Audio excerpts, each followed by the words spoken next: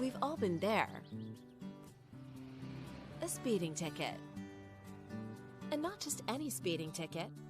A speeding ticket while on a trip abroad. And that comes with all kinds of problems, like late penalties and foreign language barriers, or government websites that only accept obscure ways of payment. It's time for a revolution. With PayTicket, your foreign parking ticket problems are a thing of the past. Simply input your information, such as name, email, and country of residence. Take a quick photo of your ticket, plug in your credit card details, and click Send. And PayTicket will take care of the rest. No matter what kind of traffic or parking violation you may have to pay, PayTicket makes it easier. Simple, fast, hassle-free. That's PayTicket.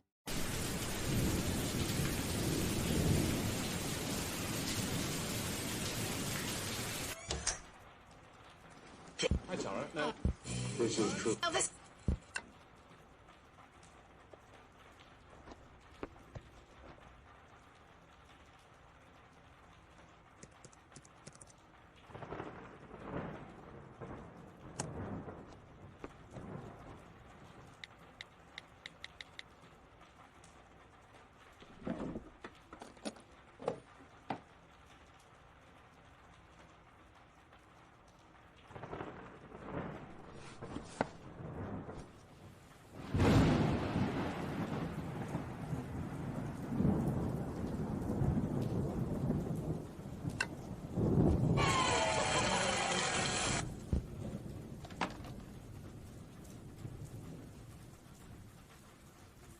Starting video templates.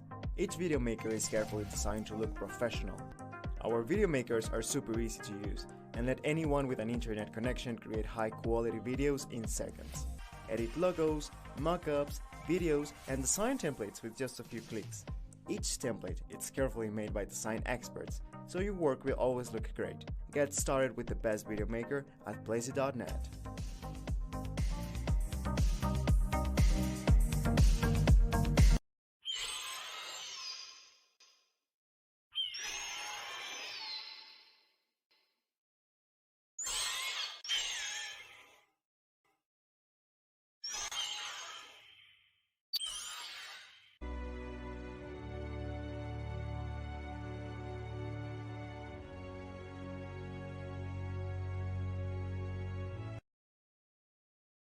Support their case.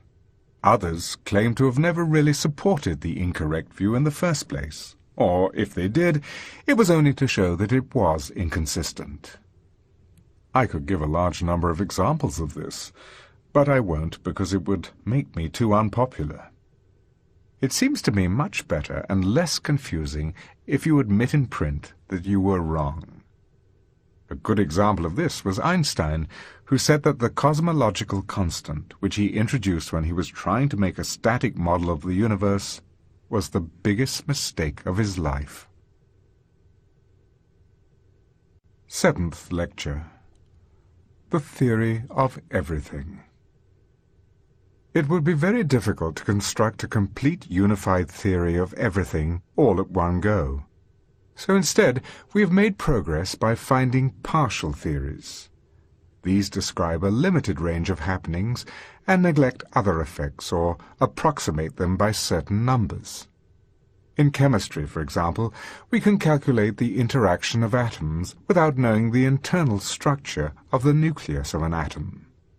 Ultimately, however, one would hope to find a complete, consistent, unified theory that would include all these partial theories as approximations. The quest for such a theory is known as the unification of physics. Einstein spent most of his later years unsuccessfully searching for a unified theory, but the time was not ripe. Very little was known about the nuclear forces. Moreover, Einstein refused to believe in the reality of quantum mechanics, despite the important role he had played in its development. Yet it seems that the uncertainty principle is a fundamental feature of the universe we live in. A successful unified theory must therefore necessarily incorporate this principle. The prospects for finding such a theory seem to be much better now, because we know so much more about the universe. But we must beware of overconfidence. We have had false dawns before. At the beginning of this century, for example, it was thought that everything could be explained in terms of the properties of continuous matter, such as elasticity and heat conduction. The discovery of atomic structure and the uncertainty principle put an end to that. Then again, in 1928, Max Born told a group of visitors to Göttingen University, "Physics, as we know it, will be over in 6 months." His confidence was based on the recent discovery by Dirac of the equation that governed the electron. It was thought that a similar equation would govern the proton, which was the only other particle known at the time, and that would be the end of theoretical physics. However, the discovery of the neutron and of nuclear forces knocked that one on the head too. Having said this, I still believe there are grounds for cautious optimism that we may now be near the end of the search for the ultimate laws of nature. At the moment, we have a number of partial theories.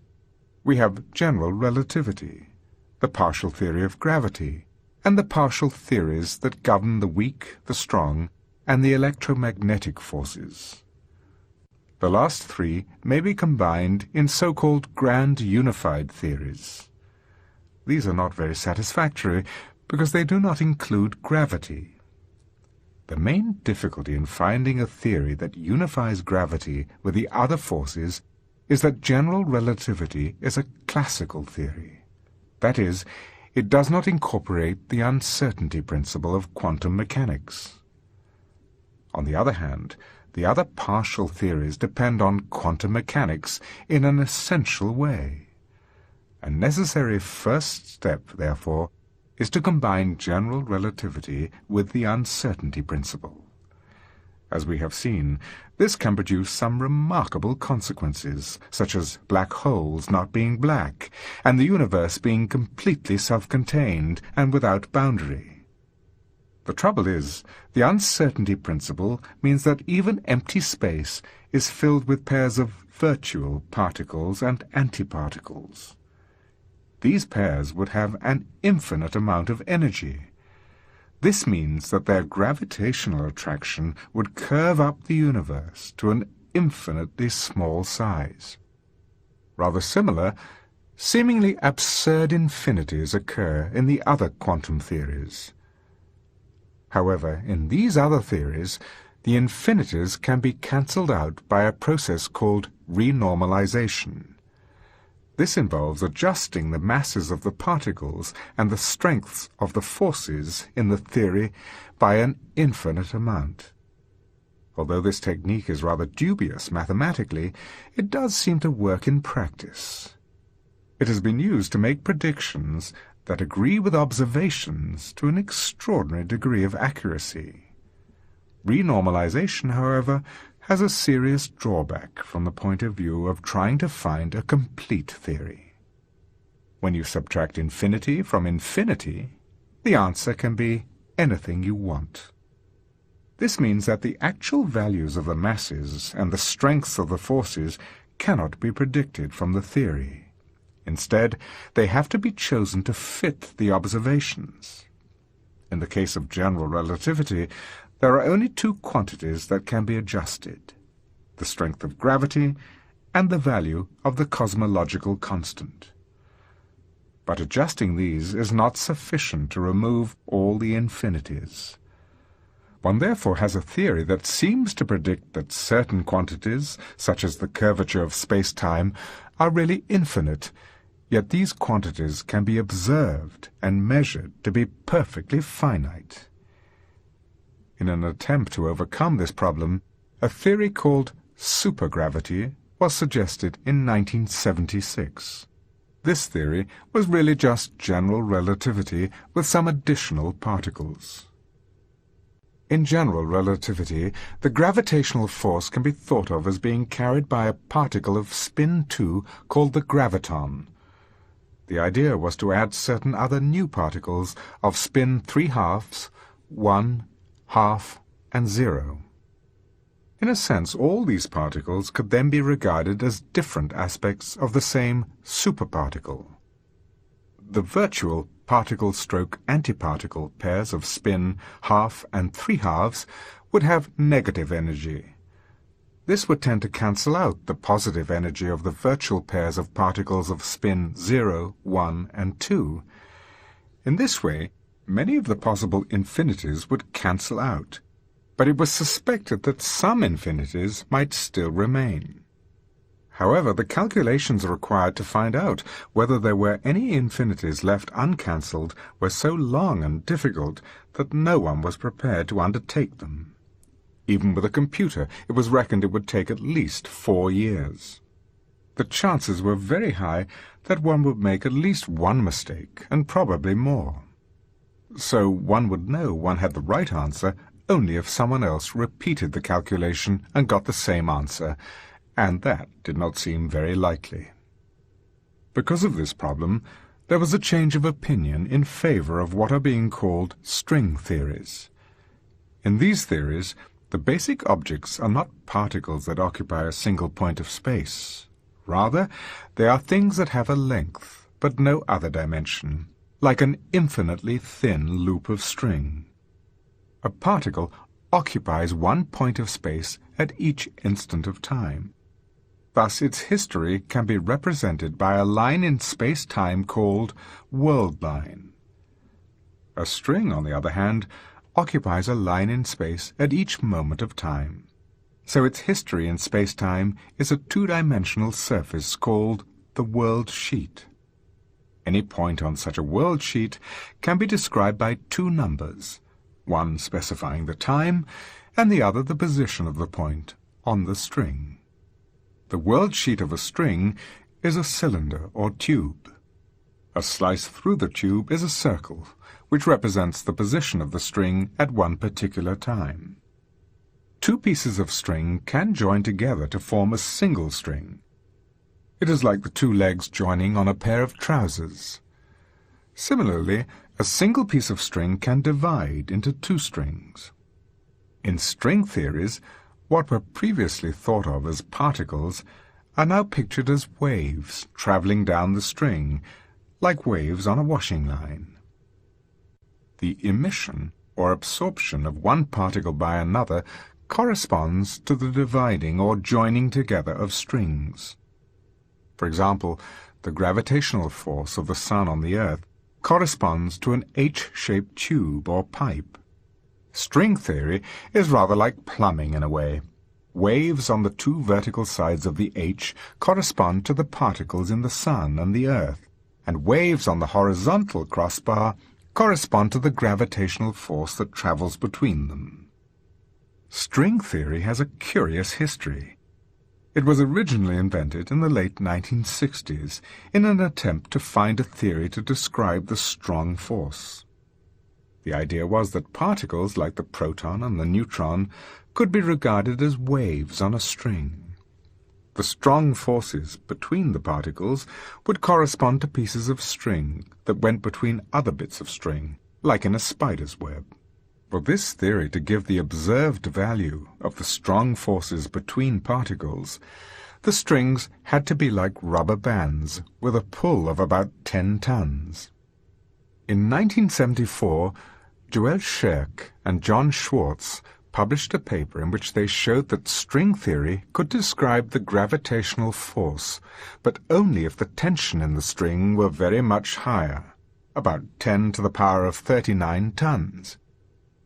The predictions of the string theory would be just the same as those of general relativity on normal length scales, but they would differ at very small distances, less than 10 to the power of minus 33 centimeters.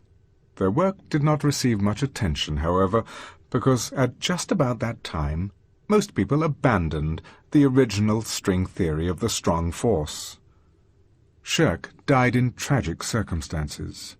He suffered from diabetes and went into a coma when no one was around to give him an injection of insulin. so Schwartz was left alone as almost the only supporter of string theory, but now with a much higher proposed value of the string tension. There seem to have been two reasons for the sudden revival of interest in strings in 1984. One was that people were not really making much progress towards showing that supergravity was finite, or that it could explain the kinds of particles that we observe. The other was the publication of a paper by John Schwartz and Mike Green, which showed that string theory might be able to explain the existence of particles that have a built-in left-handedness, like some of the particles that we observe. Whatever the reasons, a large number of people soon began to work on string theory. A new version was developed, the so-called heterotic string. This seemed as if it might be able to explain the types of particle that we observe. String theories also lead to infinities, but it is thought they will all cancel out in versions like the heterotic string. String theories, however, have a bigger problem. They seem to be consistent only if space-time has either 10 or 26 dimensions, instead of the usual 4. Of course, extra space-time dimensions are a commonplace of science fiction. Indeed, they are almost a necessity. Otherwise, the fact that relativity implies that one cannot travel faster than light means that it would take far too long to get across our own galaxy, let alone to travel to other galaxies. The science fiction idea is that one can take a shortcut through a higher dimension. One can picture this in the following way. Imagine that the space we live in had only 2 dimensions and was curved like the surface of a donut or a torus. If you were on one side of the ring and you wanted to get to a point on the other side, you would have to go around the ring. However, if you were able to travel in the 3rd dimension, you could cut straight across. Why don't we notice all these extra dimensions if they are really there? Why do we see only 3 space and 1 time dimension? The suggestion is that the other dimensions are curved up into a space of very small size, something like a millionth of an inch. This is so small that we just don't notice it. We see only the 3 space and 1 time dimension in which space-time is thoroughly flat. It is like the surface of an orange. If you look at it close up, it is all curved and wrinkled. But if you look at it from a distance, you don't see the bumps, and it appears to be smooth. So it is with space-time. On a very small scale, it is 10-dimensional and highly curved. But on bigger scales, you don't see the curvature or the extra dimensions. If this picture is correct, it spells bad news for would-be space travelers. The extra dimensions would be far too small to allow a spaceship through. However, it raises another major problem. Why should some, but not all, of the dimensions be curled up into a small ball? Presumably, in the very early universe, all the dimensions would have been very curved. Why did 3 space and 1 time dimension flatten out, while the other dimensions remain tightly curled up? One possible answer is the anthropic principle. 2 space dimensions do not seem to be enough to allow for the development of complicated beings like us. For example, 2-dimensional people living on a 1-dimensional Earth would have to climb over each other in order to get past each other. If a 2-dimensional creature ate something it could not digest completely, it would have to bring up the remains the same way it swallowed them, because if there were a passage through its body, it would divide the creature into 2 separate parts. Our 2-dimensional being would fall apart. Similarly, it is difficult to see how there could be any circulation of the blood in a 2-dimensional creature. There would also be problems with more than 3 space dimensions. The gravitational force between 2 bodies would decrease more rapidly with distance than it does in 3 dimensions. The significance of this is that the orbits of planets like the Earth around the Sun would be unstable. The least disturbance from a circular orbit, such as would be caused by the gravitational attraction of other planets, would cause the Earth to spiral away from or into the Sun. We would either freeze or be burned up. In fact, the same behavior of gravity with distance would mean that the Sun would also be unstable. It would either fall apart or it would collapse to form a black hole. In either case, it would not be much use as a source of heat and light for life on Earth. On a smaller scale, the electrical forces that cause the electrons to orbit around the nucleus in an atom would behave in the same way as the gravitational forces. Thus, the electrons would either escape from the atom altogether, or it would spiral into the nucleus.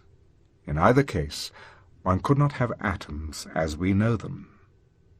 It seems clear that life, at least as we know it, can exist only in regions of space-time in which 3 space and 1 time dimension are not curled up small.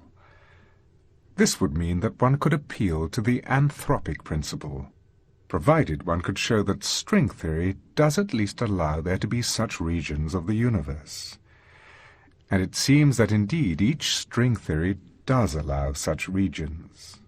There may well be other regions of the universe, or other universes, whatever that may mean, in which all the dimensions are curled up small, or in which more than 4 dimensions are nearly flat. But there would be no intelligent beings in such regions to observe the different number of effective dimensions. Apart from the question of the number of dimensions that space-time appears to have, string theory still has several other problems that must be solved before it can be acclaimed as the ultimate unified theory of physics. We do not yet know whether all the infinities cancel each other out, or exactly how to relate the waves on the string to the particular types of particle that we observe. Nevertheless, it is likely that answers to these questions will be found over the next few years, and that by the end of the century we shall know whether string theory is indeed the long-sought-after unified theory of physics. Can there really be a unified theory of everything? Or are we just chasing a mirage? There seem to be 3 possibilities. 1. There really is a complete unified theory, which we will someday discover if we are smart enough. 2. There is no ultimate theory of the universe, just an infinite sequence of theories that describe the universe more and more accurately. 3. There is no theory of the universe. Events cannot be predicted beyond a certain extent, but occur in a random and arbitrary manner. Some would argue for the 3rd possibility on the grounds that if there were a complete set of laws, that would infringe on God's freedom to change his mind and to intervene in the world. It's a bit like the old paradox. Can God make a stone so heavy that he can't lift it? But the idea that God might want to change his mind is an example of the fallacy, pointed out by St. Augustine, of imagining God as being existing in time. Time is a property only of the universe that God created.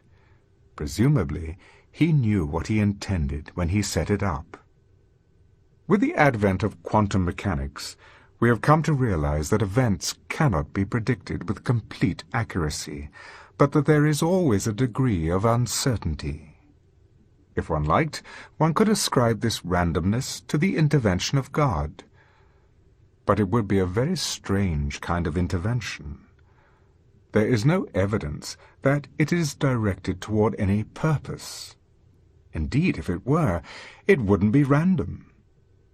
In modern times, we have effectively removed the 3rd possibility by redefining the goal of science.